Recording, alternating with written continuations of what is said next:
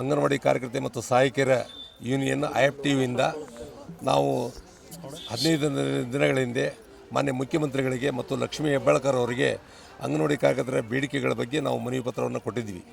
ಅದ್ರ ಜೊತೆಗೆ 2026-27ನೇ ಬಜೆಟ್ನಲ್ಲಿ ಈಗ ನಡೀತಕ್ಕಂಥ ಸಂದರ್ಭದಲ್ಲಿ ತಾವುಗಳು ಮುಖ್ಯವಾಗಿ ನಮ್ಮ ಡಿಮಾಂಡ್ಸ್ಗಳಾದ LKG VKG ಅಂಗನವಾಡಿ ಕೇಂದ್ರಗಳಲ್ಲಿ ತೆಗಿಬೇಕು ಅಂತ ಒಂದು ಕಡೆಗೆ ಹೇಳ್ತೀರಿ, ಇನ್ನೊಂದು ಕಡೆಗೆ ಪ್ರೈಮರಿ ಶಾಲೆಗಳಲ್ಲಿ LKG VKG 1000 ಗಂಟಲೆ ತೆಗಿಯಾಕೊಂತಾರ.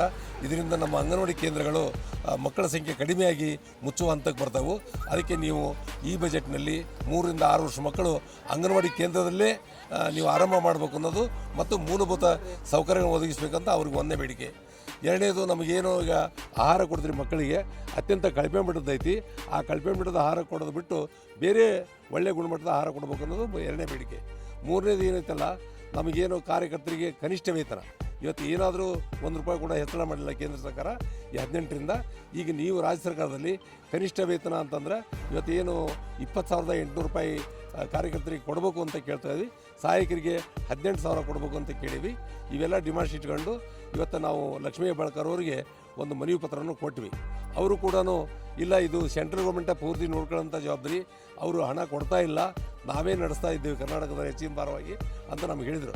ಆದರೆ ಅವ್ರು ನಡೆಸಲಿಲ್ಲ ಅಂದರೂ ಕೂಡ ಕರ್ನಾಟಕ ರಾಜ್ಯ ಇವತ್ತು 4 ಲಕ್ಷ ಕೋಟಿ ಬಜೆಟನ್ನು ಮಾಡಿಸ್ತಾ ಇದ್ದೀರಿ. ಇವತ್ತೇನು ಅಂಗನವಾಡಿ ಫೌಂಡೇಶನ್ ಅಂತೀರಿ, ಅಂಗನವಾಡಿ ಕಾರ್ಯಕರ್ತರ ತಾಯಂದಿರು ಅಂತೀರಿ, ಶಿಕ್ಷಕಿ ಅಂತೀರಿ, ಅದಕ್ಕೆ ಅವ್ರಿಗೆ ಅನ್ಯಾಯ ಮಾಡಬಾರ್ದು ಅಂತ ಇವತ್ತು ಅವ್ರಿಗೆ ಒತ್ತಾಯ ಮಾಡಿದ್ವಿ. ಅವರು ಕೂಡ ನಾವು ಕೂಡ ಬಜೆಟ್ನಲ್ಲಿ ಹೇಳ್ತೇವೆ ಅಂತ ಒಂದು ಭರವಸೆ ನೀಡಿದರು. ಮತ್ತು ನಾವು ಏನಾದರೂ ಈಗ ಶಾಲೆ ಟೈಮು ಮಕ್ಕಳ ಕಾಲೇಜ್ ಹುಡುಗರ ವಿದ್ಯಾಭ್ಯಾಸ ಮಾಡ್ತಕ್ಕಂಥ ಪರೀಕ್ಷೆ ಟೈಮು ಈ ಹೊತ್ತಿನಲ್ಲಿ ನಾವು ಬೀದಿಗಿಳಿದು ಹೋರಾಟ ಮಾಡೋದು ಬೇಡ ಮೇಡಮ್ಮ. ನೀವು 6ನೇ ತಾರೀಕು ಬಜೆಟ್ ಐತಿ, ಆ ಬಜೆಟ್ನಲ್ಲಿ ನಮ್ಮ ಅಂಗನವಾಡಿ ಕಾರ್ಯಕರ್ತರ ಈಗೇನು ನಾವು 9 ಬೇಡಿಕೆಗಳನ್ನು ಕೊಟ್ಟೇವೆ ಅವಷ್ಟು ಈಡೇರಿಸಬೇಕಂತ ಅವ್ರಿಗೆ ಒತ್ತಾಯ ಮಾಡಿದ್ವಿ. ಹೆಸರು ಹೊನ್ನಪ್ಪ ಮರಿಯಮ್ಮನವರು, ರಾಜ್ಯಾಧ್ಯಕ್ಷರು, ಅಂಗನವಾಡಿ ಯೂನಿಯನ್ IFTU.